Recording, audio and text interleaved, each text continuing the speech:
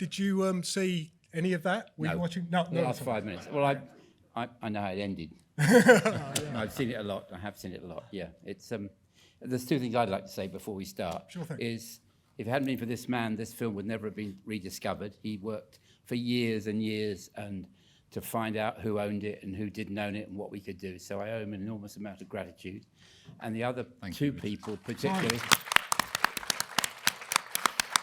And really, there's a lot of people, when directors thank the crew, they really better do it, because you don't make movies on your own as a director. But there are two people really, particularly, that I'd have to call out. Well, maybe three, actually. Is Colin Towns' music. I wouldn't have done the film without Colin's music. Thank you, Colin. It's a remarkable piece of music. And Peter Hannon's photography and Brian Morris's production design. I mean, remarkable work. Thank you. And everyone else, and Brenda and everyone else who worked on it who aren't here tonight. It was a long time ago, but it's a pretty good-looking film.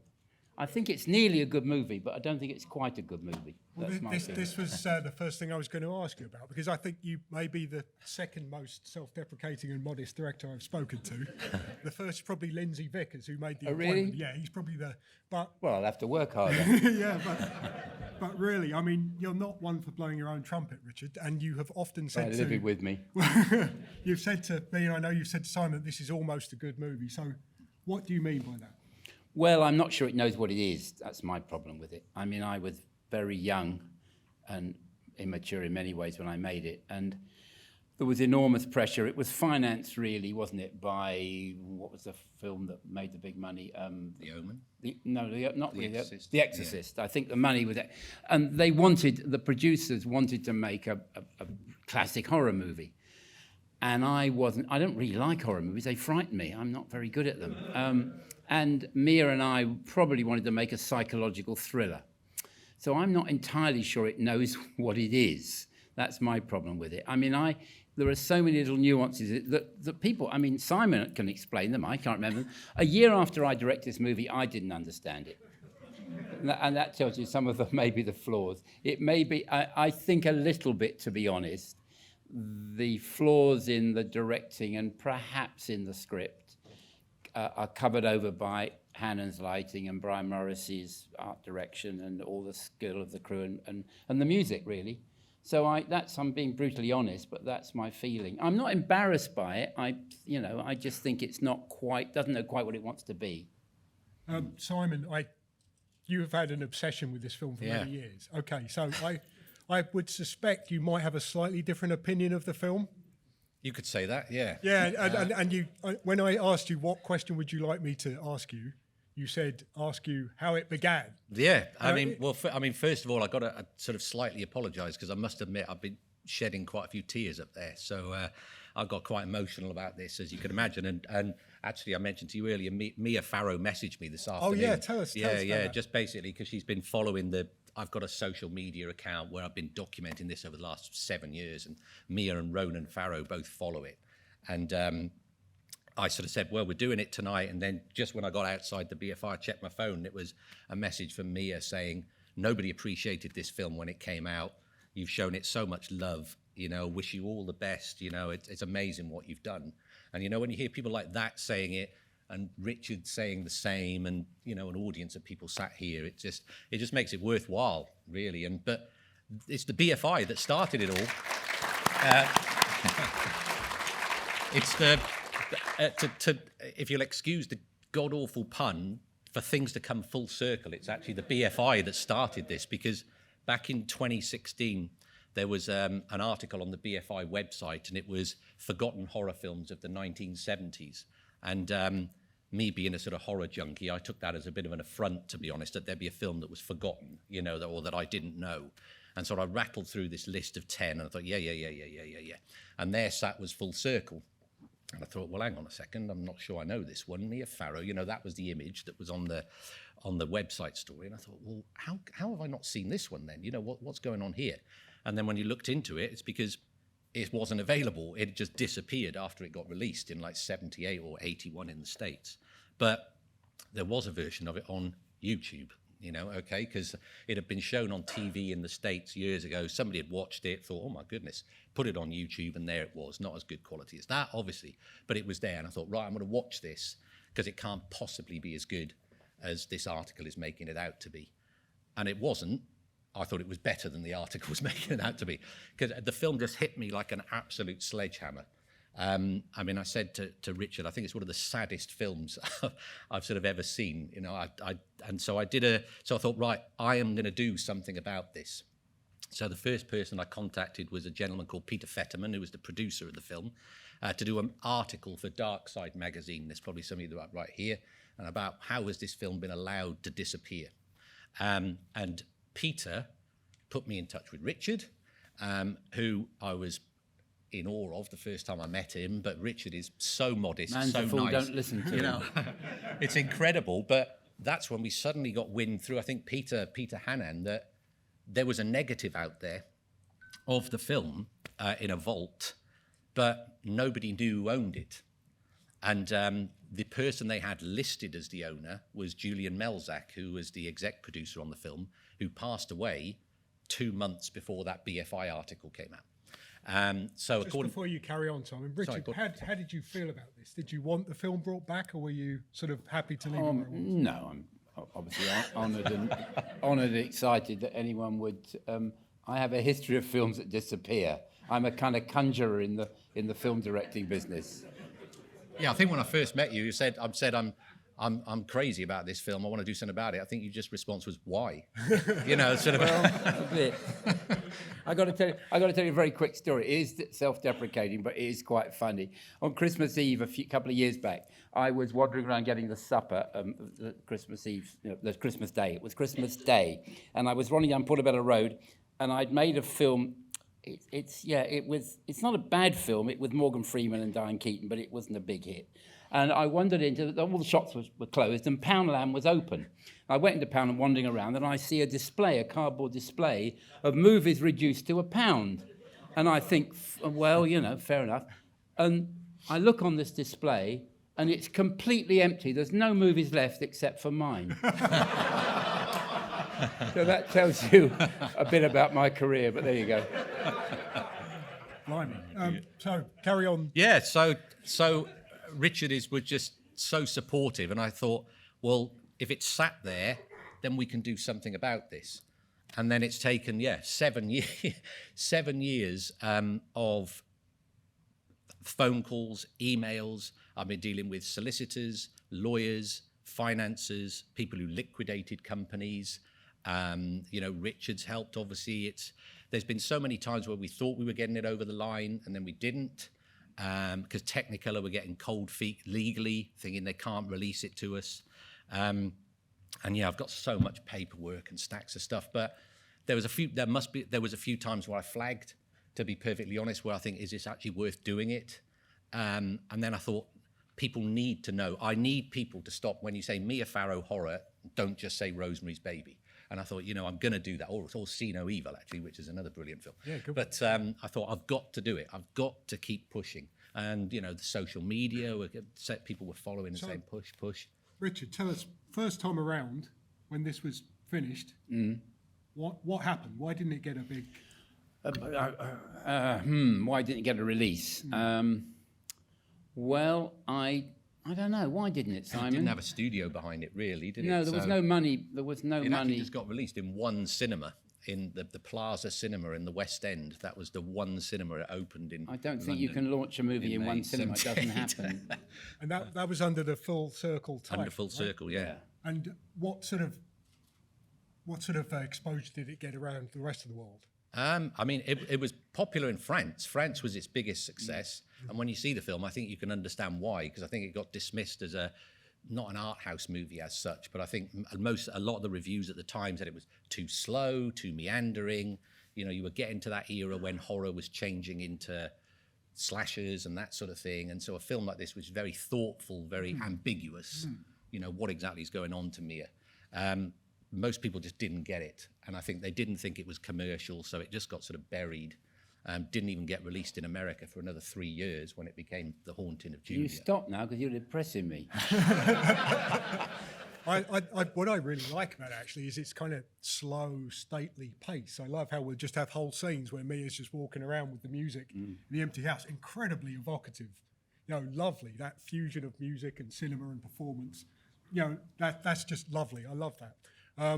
So this sort of died a death at the time. It did. And were you like upset by that, or did you just think, I'm busy, I've got to go on to other stuff?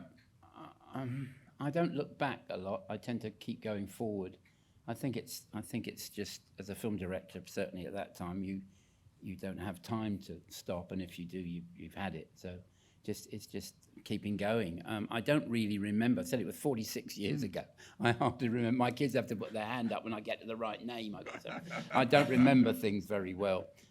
Certainly not long ago. I was, I'm sure I was upset. I do remember, it was chaos, wasn't it? The weekend before we started shooting. Yeah, Mia dropped out. Mia said, I don't want to do it anymore. I've just looked at Rosemary's Baby, I don't want to make your movie. So we're shooting on Monday.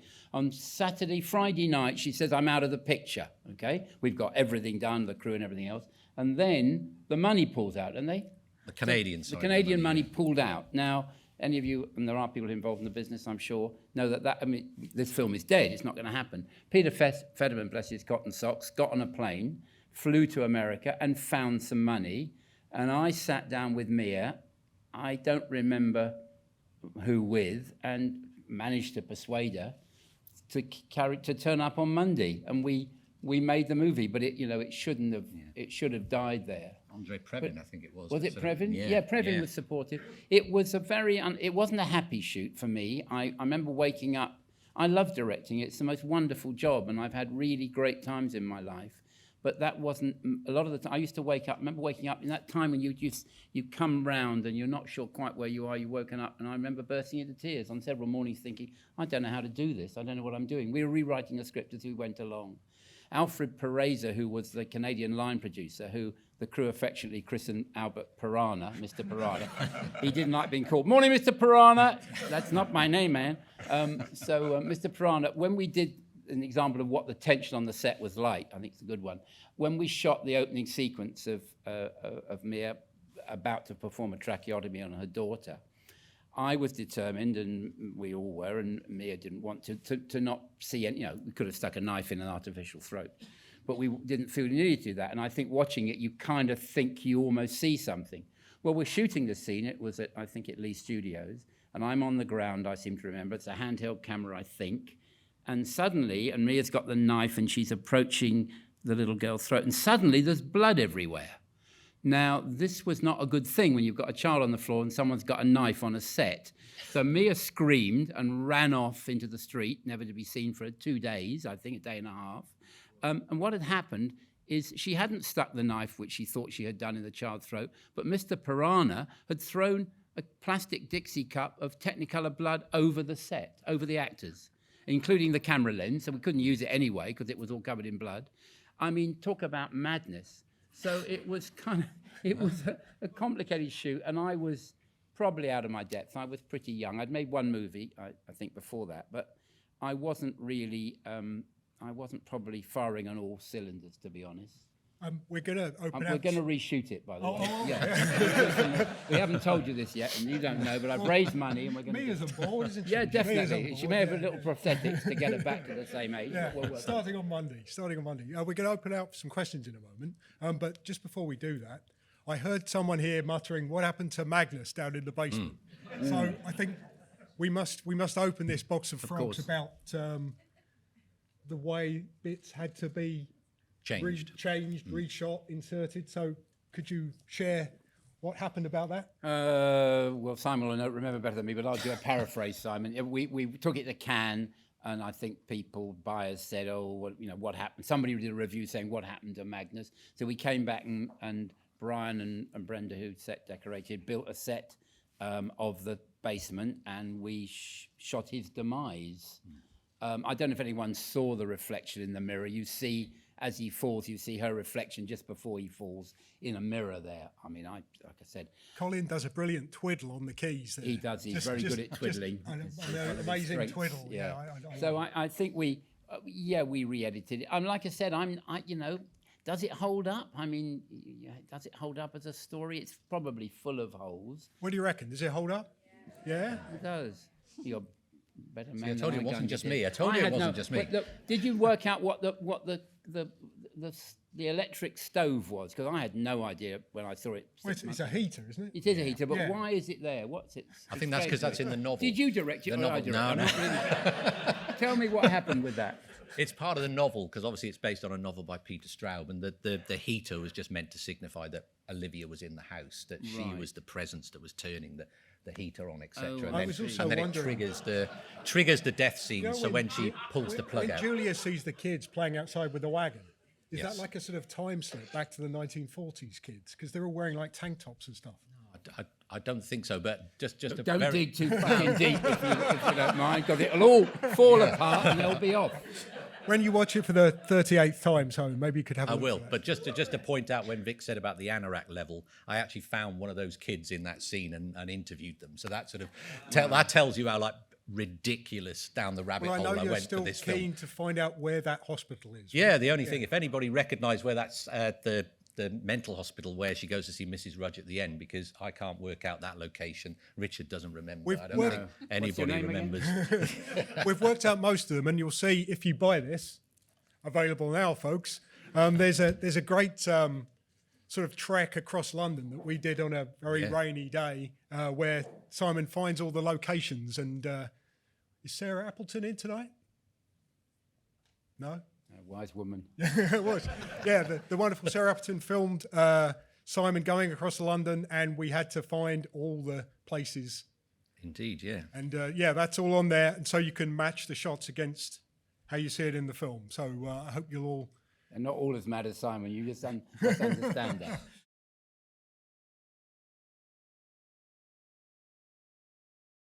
Well, I'm very charming on a good day.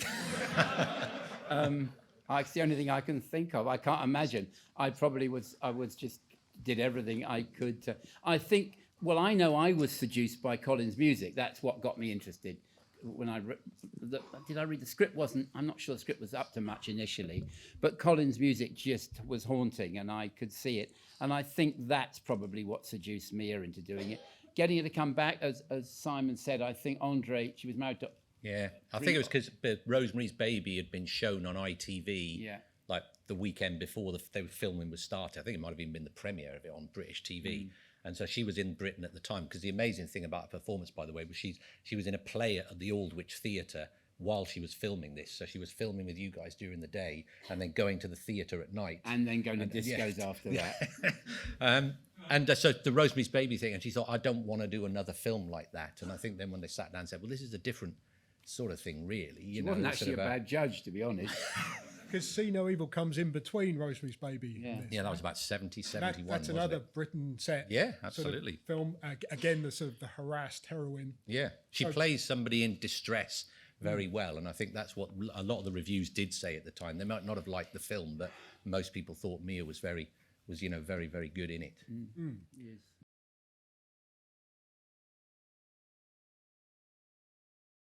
No, they don't exist. No, everything's gone. We've tried to We find can't them. Believe find me. We brought another editor in, didn't we? Sean Barton. Sean Barton did. Yeah. Lovely Sean came in and did some stuff. Can any of you remember something you did 46 years ago in editing? I can't remember, to be honest. I remember that the film, we didn't have long to edit it. We edited it in Canada and dubbed it in Canada. And the editor's dead now, isn't he? He's dead, I think. He's gone. No. Is he still here? Ron Wiseman, he's still alive. I'm sorry, Ron. He's actually right in front of you there. Ron, dear Ron. Loved it. Always loved Ron. I'm going to give him a call when we get home. He wasn't well, I know, last time I saw him. No, There he's you go. okay. I don't remember. I can't bullshit you anymore. I'm sorry. It's Sorry, about, I can't. there was about 6 minutes that went from, it got shown at Cannes, but just to distributors, basically, to try and drum up some interest for a release. And a few people watched it and basically said, well, we don't like it that nothing bad happens to Magnus, basically. So that's when you had to then go back in, insert the scene of him going into the basement, which then meant there were scenes later in the film that had Magnus in it that obviously then had to be cut. Because I know when we were talking about your stills collection, Simon. There are various photographs. The footage may not exist, but there are there's photographs. photos of the scenes. There's a scene in the Gentleman's Club with Magnus and Lily. There was also like a love scene with Mia and Tom Conti, which you sort of see prepped. It was I only noticed that Did we tonight. shoot it? Did we shoot you it? shot it because when I Did we, Hannah? Did we shoot a love scene? Yeah, Tom. He's older than me, he won't remember. I think when I spoke to Tom and I said, "What do you remember about the film?" He said, "The first thing I remember is that I was in bed with Mia Farrow." Yeah, I So was impressed by that. Yes. Maybe that was private and we weren't It was there. a very tame. It was very tame. It was very tame. Was it good? Yeah, very tame.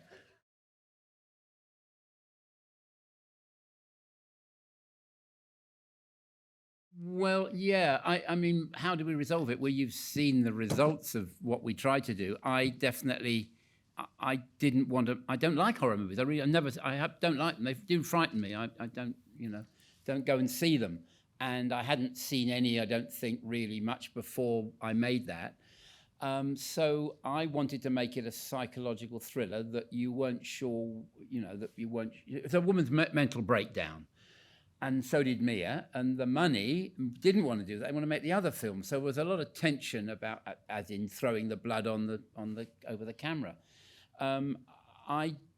We tried. I do remember at the time everything had a reason. So I would work out that if we moved this glass over here, that meant she'd come in at 3 o'clock in the morning and probably was leaving by breakfast. But I'm not sure that communicates, to the film. People watching a movie. So we had all sorts of little things. There's probably stuff buried in there that Simon, you can dig out, but all sorts of madnesses. I think it's incoherent probably if you dig deep. I think the veneer, I know I've said this again, the veneer of skill that was brought to the movie by the people I work with, I think hides a multitude of creative sins, which in the end as a director you're up for. It's your job. There's no excuses if you're a film director. Everything is your fault, and quite rightly. That's why you get the prize at the end of it. And I think I might have let the side down. I'm not trying to be self-deprecating. I've done some good movies that I'm really proud of. This is a film I am proud of. I'm really flattered that you people would come and see this film again. But I don't think it's a work of it could be better. That's all I'm saying. And I will have another go next time. Agree to disagree, Richard. Well, yeah, I mean, you say you agree to disagree, right, Simon? I mean, you've written on various horror films of the 70s, notably on Pete Walker, who made a string of terror films in the 70s. Yeah, very different to this. Very different. So I was going to say, how does this fit into that 70s scene of British filmmaking of horror? I don't know. I think it's what I do like about the film is that it's. I was explaining this to people earlier. Is it's very female centric. I think in a way it's almost ahead of its time. I think, and I don't think audiences were ready for this sort of film. Now they're appreciating it. There's so many scenes in the film where it's just women talking to women, which wasn't the norm at the time. Been ahead of its time in that area. And I just think it's. Yeah, I just find it, just as I said earlier, it's just a tremendously sad film. And I think maybe that says something about me, that's the sort of thing I enjoy watching, like a feel-bad film, if there is such a film. But, yeah, just the ending, I just remember... Ending's good. I have to say, I think we get off stage well. I think which is very... My dad was a musical comic, and he said, whatever you do, son, get off stage before you've had enough, and get off stage well. And it's true. Rosemary's Baby, without the hand... was it Rosemary's Baby? No, that's Carrie. Carrie, yeah. Thank you very much. I'll have him on my shoulder for the rest of my meteoric rise to mediocrity. I think that was it Carrie? Yeah, the hand in Carrie is what I'm trying to say. Without that, I don't think that film would have been the film it was and remembered. And I think we save ourselves with that wonderful scene at the end, and the Collins music, and the image is clean and tidy, and it resolves itself. I still watch it and think, it's going to go. Oh no, it's all right. It saved itself. This may be the biggest audience that's ever seen this movie. Come on. This is not almost a good movie. This is a bloody brilliant movie, right? Do we agree? Yeah. Thank you anyway. Thank you very much. Simon Fitzjohn, Richard Loncraine. Thank you all for coming. Yeah.